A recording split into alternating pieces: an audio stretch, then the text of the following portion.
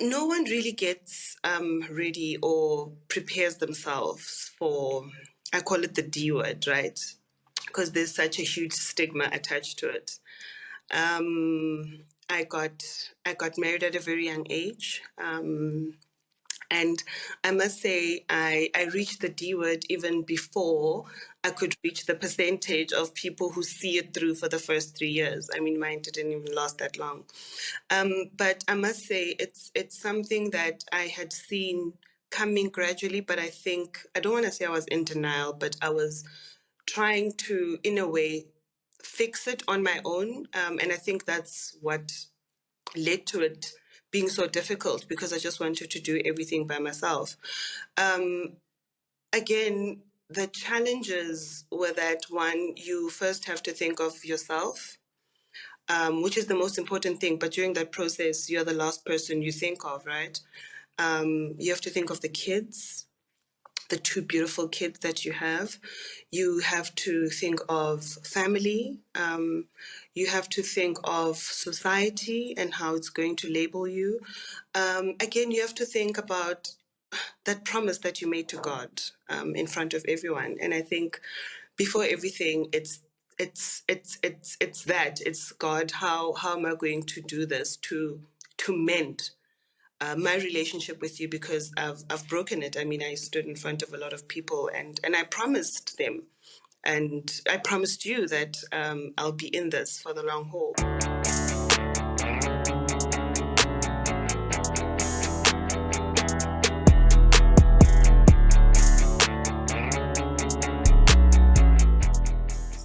Hi, and welcome to Blending and Mending. On the episode tonight, I've got Hloni. She is soul food. She is gold. She is one of the best humans you will ever meet in your life. And she's on the podcast today talking about her experience as a divorcee, but also a mommy of twins, parenting on her own. Hlons, I'm just so excited to have you here with us. So thank you so much for joining Blending and Mending. Thank you so much, Cooks. Okay, I'm not sure if I should call you Chantal or Cooks, but Cooks it's going to be. Cooks it is. Cooks it is. So, Florence, let's get straight into it.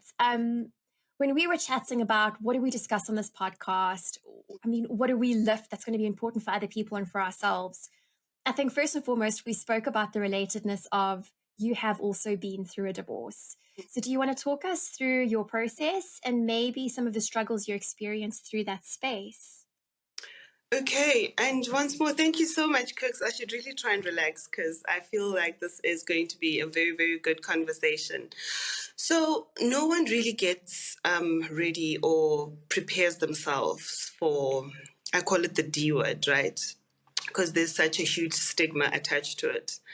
I got married at a very young age. And I must say, I reached the D word even before I could reach the percentage of people who see it through for the first 3 years. I mean, mine didn't even last that long. But I must say, it's something that I had seen coming gradually, but I think, I don't want to say I was in denial, but I was trying to, in a way, fix it on my own. And I think that's what led to it being so difficult because I just wanted to do everything by myself. Again, the challenges were that one, you first have to think of yourself, which is the most important thing. But during that process, you're the last person you think of, right? You have to think of the kids, the two beautiful kids that you have. You have to think of family. You have to think of society and how it's going to label you. Again, you have to think about that promise that you made to God in front of everyone. And I think before everything, it's that, it's God. How am I going to do this to mend my relationship with you, because I've broken it. I mean, I stood in front of a lot of people and I promised them, and I promised you that I'll be in this for the long haul. But I must say, thinking of all those elements, Chantal, is one of the things that makes it so difficult, right? I would like to believe that I remember telling you this, that when you speak about the D word and there are no tears coming from your eyes, then you must know that you're on a good journey to healing. And one of the most difficult elements throughout that process, I don't want to lie, was from a Christianity perspective, was family and society. So I come from a very traditional family where divorce just does not happen. And I mean, we also live in a society where you are told that just try and make it work. It's not going to work. And that's when I decided to take that leap and say, you know what, I think I'm going to do it. If I want to be happy, if I want my kids to respect me when they grow up and understand why I did what I did, I think I have to just let it happen. It was I really don't even want to rethink how that process felt. It's a it's a painful feeling. It's very painful. It is painful. You wake up, you're sobbing. You try and be yourself. You're just always sobbing. You think of all the beautiful moments and how you couldn't fix it. You just start sobbing.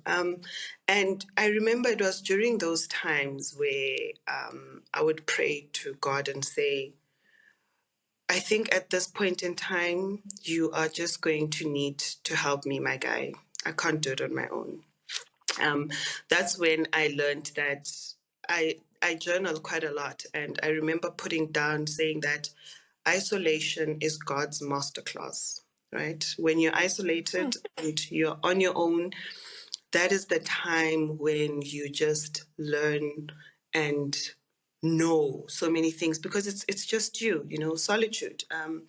And it's through all of those, Chantal, that I felt, you know what, I think I can do it. I think I'm ready, and I just took that step. And upon taking that step, as we can imagine, it was not welcomed very well.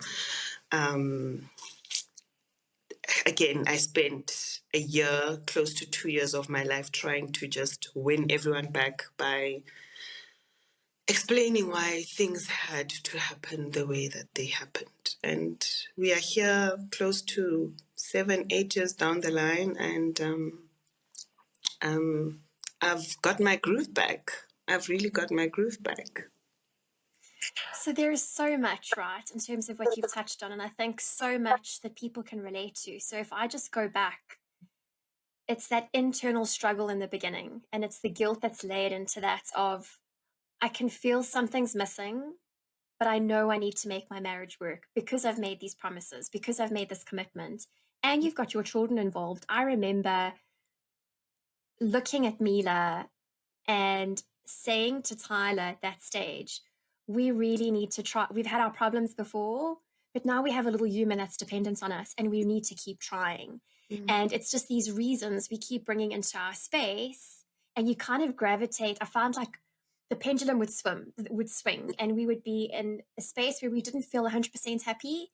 mm, And then we would put in all this extra work and the pendulum would swim and we'd be like, okay, we're in a good space. And then it would kind of just go back to automated behavior again. And like you were saying, trying to explain that to family, yes. trying to explain that to friends who haven't been through the same journey, Mm, it's incredibly difficult. It's an ongoing struggle. And you're trying to just get acceptance from the people that you love. But mm, because they don't get it, they shut away from it. And what I wanted to chat to you about is I come from an Afrikaans background. So my dad was English, my mom's Afrikaans.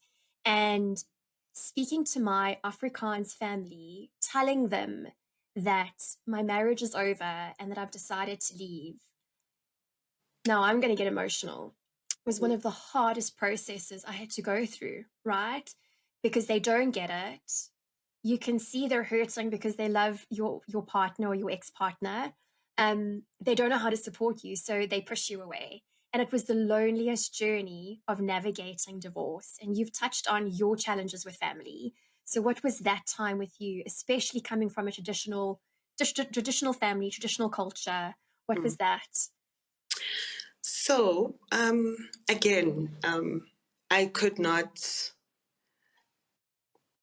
find the guts to go face them, right? So because I know where my strengths lie, it's in writing, right?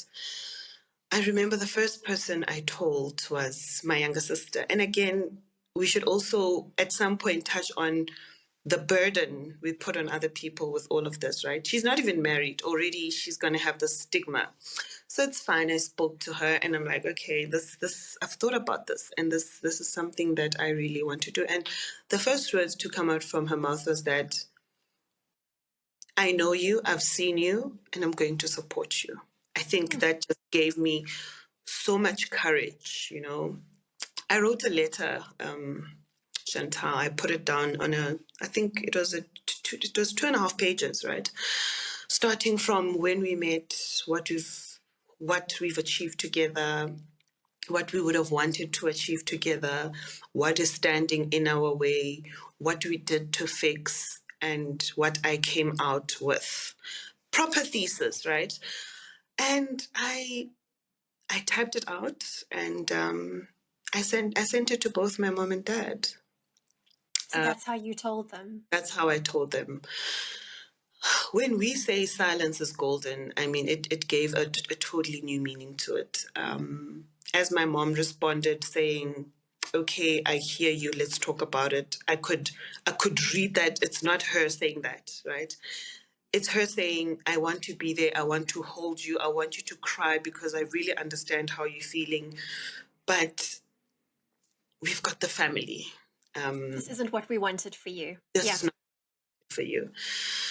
We had a family meeting from both parties, my ex, my parents. How are you guys going to sort this out? And at this point, we had exhausted all avenues. And I was quite honest that unfortunately, it's something that I, for one, want. Yeah, And you were done. to sound selfish, but if it's something that he doesn't want, there's nothing we really can do about it. And that's when, like, the tables just turned. Yeah, it was something else. It was really, really something else. And it's like you're saying. I mean, they've gotten so they've grown their relationship with this person that you introduced them to. You know, it's so funny how they always just throw things back at you. That you told us that you told us that he was You chose him as your baby daddy. to two kids. So so yeah, but it like I said, I had one of the loneliest 14 to 18 months of my life. Yeah. I Loneliest. don't know. I don't know if that's one of the reasons you and I connected, but I remember. So, for people who are listening, Hloni and I met because we were working at the same company. And Hloni was basically holding my hand through onboarding and telling me about the company. But there were these chairs and couches right at the back of the office that Mm, overlooked Sandton and the road. And it was just this quiet little spot. And I remember you and I sitting there having a cup of coffee, and every intent was to talk about work. And we yes. started talking about ourselves and our lives. And we realized I can trust this person. Like, she's a cool girl. And how similar our stories were. And I think that was such a big part of me relating to you, you relating to me, because for me, it's a copy and paste. I relate to the loneliness. It was a lonely journey.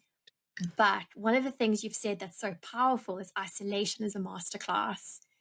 People fill their space after divorce with all sorts, and they don't just take time to be. Mm. Can you talk me through that isolation period that you call that helped you heal? One, that isolation led to me guarding my heart with every fiber of my being. I think you're the one person who really understands what I mean when I say I guard my heart so much. Yes. Because, and sometimes it's a little unfair, and I guess that's also another topic for another day, because you just, so that isolation, right? I remember wrestling with God. Like, that's just exactly what it was. I remember just pouring my heart out and saying, but what is it that you are trying to teach me? What is it that I'm supposed to get through that I can't just get through in the next month? Because my God, it hurts. It Oh, hurts so much because I looked at this and I thought it is going to be the most beautiful thing. I just saw myself raising these kids with this person with the smallest little dog, and it, the but white picket fence, the image we have in our heads about what life's going to look exactly. like. Yeah. But it was during that time that I discovered that if I don't do it, no one else is going to do it for me. It was at that point that I decided that I am the first child, I'm the first grandchild, I'm the first cousin, I'm the first sister, I'm the first niece who is going to bring divorce into this family. Can you imagine how heavy that is on one person? They didn't have to say it already. I just knew it. But was that you putting it on yourself, or was that what you were getting from the family? Because I also know how hard you are on yourself. Interesting enough, that was me putting it on myself, not knowing how supportive some of the family members would be, right? Okay.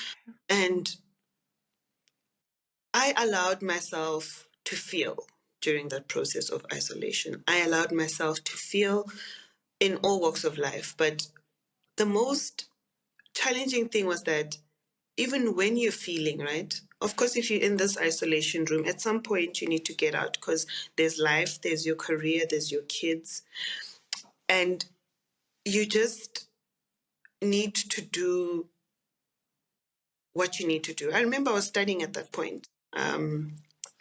My postgrad was lying or hanging by a thread. I had to finish that. I had to show up at work. I mean, there's big Yeah. projects. You have to show up as a friend. You have to show up as a mom. But the strength that I got, I'll never stop saying thank you to God because I honestly don't think I would have made it without Him. But what really got me out was me wanting to do right to myself, and Mm-hmm.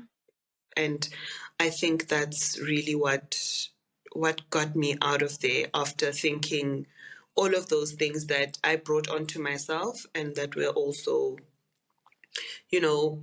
displayed by, I'll just say, society as a whole. Yeah. A saving grace for me. So, my ex spouse and I separated in 2019, but we were still living together. So, we didn't have an opportunity to move into our own spaces. So, we shared a house that felt like a shell. He had his room, I had my room, and it was just a really hard space of time. And Mm-hmm. then we had moved into our own places, and then COVID hit the following year. Mm-hmm. And I remember thinking to myself, COVID was a saving grace in my life. And I say that I know a lot of people went through a lot of loss over that time, but COVID forced me to shut down. COVID forced me to be in my home, in my own thoughts, and it forced me to cry. It forced me to focus. It forced me to grieve.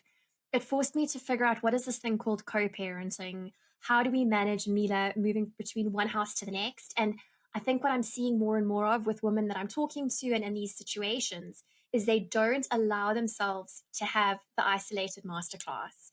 They don't allow themselves to take the time to just not wear the mask of I'm okay at work, not wear the mask of being okay in front of the kids, but just feeling what they need to feel in those raw emotions and just being in that space, simmering in it. Instead, it's filled with more work, extracurricular, running around after the kids. And I know that there's a space for that, but you also need to make a space for yourself. And, it's so funny because I guess it's exactly during that period where you also felt did I make the right decision? Because now all of a sudden you're all on your own and you There's are no tag team. there is Yeah, no time, right? yeah. That's when you actually realize that life isn't really a group project. You're just all on your own. And I honestly remember because it was so frustrating, right? The kids had to go to school. It's online schooling. It's you. It's work. It's having to ensure that everyone else is okay. The whole world is fine. You're not focusing on you, on Yeah, what it is that you yeah. need. Again, I always say, I'm sorry to be the baddie, but I think I'm the one person who is really not made. Again, that's a different topic. Who has not. One of the challenges for me, Chantal, and I'm sorry for digressing, is co No, parenting, right? Um, it hasn't really worked for me. Of everything that I've read of, I've studied, I've listened to, I envy such relationships where people really get along, and sometimes I really laugh. There's this other celebrity I always see, and they're always together, and the other partners there, I'm here, and I'm like, no, that can never be me. And I guess that's something that I need to learn, right? I think I should be open to being taught, but again, co-parenting is, I think, is a two-way street, right? It can't start with me. I mean, we must both want to make it work. And I find it so difficult. And I feel so guilty because it's unfair for the kids. It's unfair for me because I'm just giving myself the extra burden that I can be giving to someone else. It takes away so much from me. And I really just want to, put everything back just so that it can be whole, Um, I really find it difficult to do that. And that's the very first step to my journey of self-awareness that maybe I'm the problem. Maybe I should find ways on how I can make it work, how to mend whatever happened for us to get to this point. And I'm saying this because I feel that I there's something I didn't do in my healing process that has gotten me to the point where I am now, where I can't co-parent. can I challenge that thinking? Or maybe lift it and shed a different lens. I think you started off by saying co parenting is a two-way journey. It takes two people to be a co, right? Yeah. And I think it's that self talk that you're talking about of what have I done wrong? What could I have done more of? That's part of this constant blaming, but instead of blame shifting, we overtake accountability for it, right? And we try and fix things because you're an A type personality. I know you are. You run your whole life. So you put everything plus 1,000% additionally on yourself. And I want to say to you, Clons, and it's come through in so many of my other podcasts, is be kind to yourself. I know that you parent your twins on your own. Their father doesn't live in the country. Yes.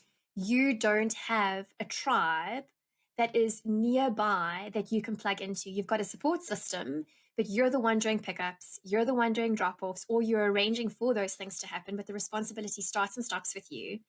You're the one making delicious pastas with your children. You're the one taking them to Wimpy and giving them their ice cream, sorting out their birthday parties, making sure they have everything they need for school. You don't have a tag team partner. And that's not on you. Circumstances, it takes two people. That is so. And I want to, I just, Yes, say it. It's so true. I, Validate it and take it's true. it. I actually realized this. So schools reopened, right? And as part of this co-parenting journey that you're trying to make work, the kids are not here. They're in Qatar, right? They only flew back over the weekend, or was it? They actually flew back on Monday, so they're still quite tired. So it's because you talk about me being the superwoman that I actually realized that I really do need to be kind to myself. So Absolutely. you know how it is when you're a parent, right? Especially if you're doing it on your own. If your kids are at school and you see a call from the school and you're in an important meeting, that important meeting can wait, right? Because I'm telling you, one of my cubs is not okay. So I'm going to take this call. So I take the call. It's my son. So already I'm panicking because he's like the little fragile one. Hi, mom. I'm like, hi, boy. Is everything okay? Oh, mommy, I'm just so distraught. You didn't cut the crust on my bread. And here I'm thinking, oh, I'm thinking that the world is falling apart. And at that moment, Chantal, I don't got so upset, right? I got upset, one, because I'm doing everything by myself.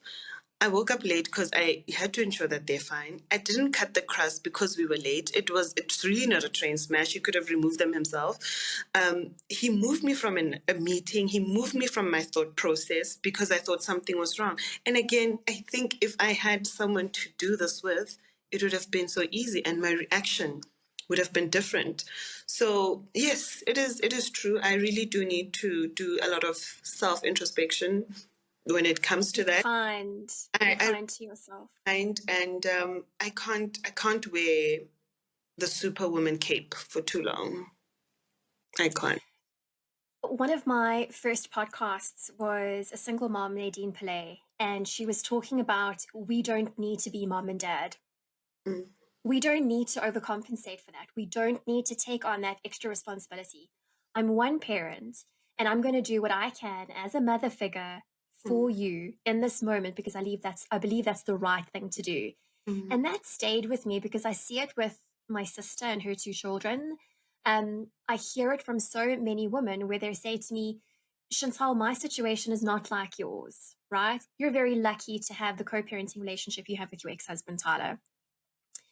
Bring in the real stuff because that's not real. So I'm like, hold on, but it is my life. I can't pretend we hate each other because we don't. Exactly. But there is a yearning to normalize what you're going through because there are so many divorced moms who are picking up the pieces on their own. There are so many divorced dads who are picking up the pieces on their own and they're showing up as single parents. Yes, your parent is out there, but do they really own the title then of co parent? Are they co parenting? Yeah, no. It's It's a tricky one. it's really a tricky one because I don't want to say their role is to overcompensate because that's unfair. Um, but that's hugely how it's perceived, right? And I don't overcompensate.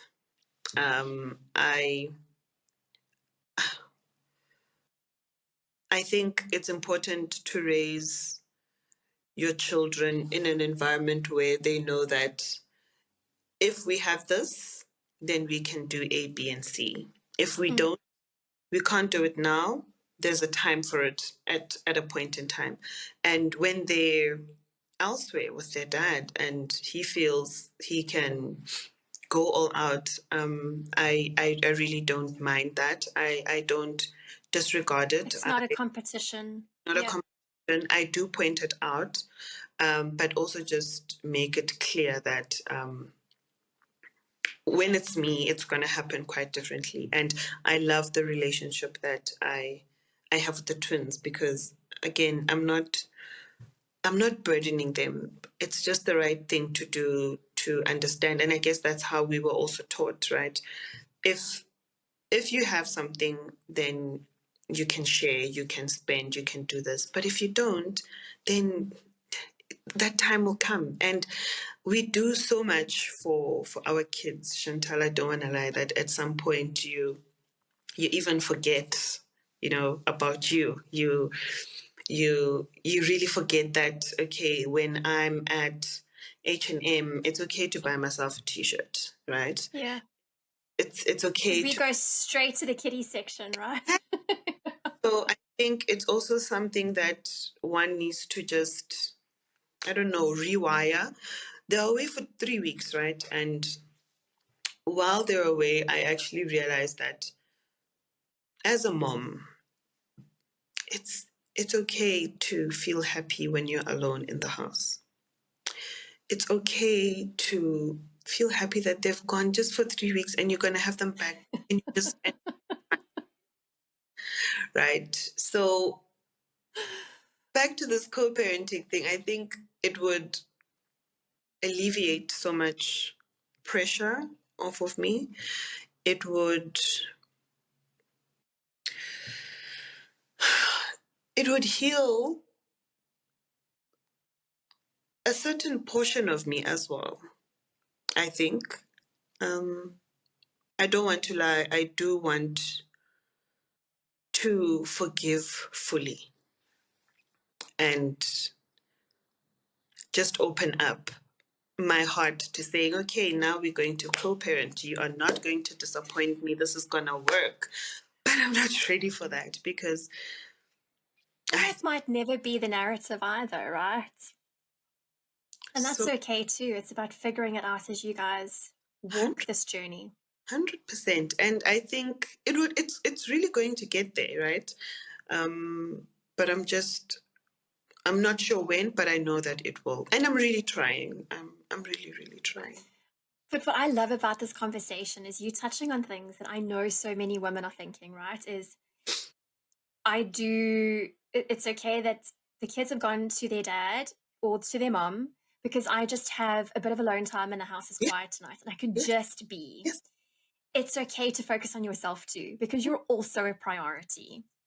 It's okay that I haven't yet forgiven my ex-husband or my Fine. ex-wife for really upsetting me in life, right? Like we're not there yet, and that's okay. And then I also think for me, what was just so beautiful is this is my home. This is what I can give my children. I don't need to overcompensate for all the extras. I'm their mom. I show up for them, and they know this is what they're going to get from me. And I think that's also so beautiful because I know so many parents struggle with that comparison. Mm. The one question I do have to ask you, and I'm so aware of time, um, but as a woman listening to this session, right? And I know I'm going to speak on behalf of my sister, and she's going to kill me for saying that, but you're a full time mommy, you work full time, the co parent is overseas in your situation. Mm. Where do you find the time to socialize, to have a cocktail, to meet a man? Like, where do you find the time for this? Is there time? Or do you cram that into the 3 weeks the kids aren't with you? I'm not gonna lie, the 3 weeks were just filled with catching up and sleeping, right? But you you try and prioritize, Cooks. And I know I still owe you lots of coffee dates, but we don't You really do. to have those because it just gets so hectic. But I'm not gonna lie to you. I do find the time. I really do try and find the time. I've got my family that's very supportive, right? I don't think you know this, but my dad took early retirement, and he bought Okay. the site a little further from where I stay. So he's kind of my emergency person, right? Um, but Cooks, I don't know how to answer this. There is no correct answer, but it's just about finding the time. It's about, I thought the past 3 weeks, I was going to do so much. From a Thursday, I'll start doing the Thursday drink, Saturday meetup for a gin and tea with someone. But that never happened. That's when I actually realized how tired I am. But with that being said, I've got something that I do in my house, right? Obviously, I can't enjoy my vino when the kids are here because they'll be asking all sorts of questions, right? I won't do it the way that I want to enjoy it. So I've got a very strict routine in my household, right? During the week, they're in bed by 7:30. Everything is done by then. Homework, everything. We're back from aftercare. We've showered. I recently bought myself a beautiful house. I've got a beautiful garden outside. I sit outside. I switch off the lights. I have a little lamp and I just enjoy a glass of wine on a Thursday or a Friday. I And love you. so wholesome after that. It's really not anything that needs a formula. But I think again, one thing I've You always fill lived your cup. being spontaneous. If the opportunity is there and I can find some help, then why not? I go for it. I really, really go for it. Florence, in closing, words of wisdom to anyone listening to this call, anything you want to share that's on your heart in terms of advice, what would that be? Well, I think one of them being it's important to isolate, right? I say this so much and it resonates with so many people because as Mm-hmm. you think of it, so I'm very Christian, right? I always say that I think for Job to have overcome all the challenges that were thrown at him, yet he was so righteous. He found that opportunity to isolate, even though that he knew that God will give him everything, in abundance and double what he had. So I just think it's so important to isolate and have those conversations, wrestle with God, and not being too hard on yourself. Life is Please already take your own advice there. life difficult, but it's really important to just be kind and never look like your problems. I live by that. Mhm. Just Never look like your never look problem. like your problems. We're not saying give the wrong perspective or show the wrong front, but it's important for you to say, you know what, I'm on God's wake up list today. I'm just gonna look beautiful. I am going to try and solve whatever it is that is happening, and just live, and truly just live. Hloni, thank you so much for your vulnerability. Thank you for sharing. I love you. You know you're one of my favorite human beings on the whole wide world. I can't wait to have you back on. So, for those of you who are listening, Hloni and I are looking at potentially doing a series. So now I've put it out there. You can't back out. We're going to do this. Say, But I think you're so authentic, you're so real. You call it like it is, and we need more of that in this space. We just don't normalize the hurt enough. So yeah. thank you so much for your time today, my friend. Thank you so much for having me, and I truly appreciate it. Looking forward to the next part of the. And you called out a couple of topics in between, so we're good. Yes, all good, all good. A little. Thank you. Thank you so. Absolutely. Thank Mwah. Thank you. you. Bye. Bye.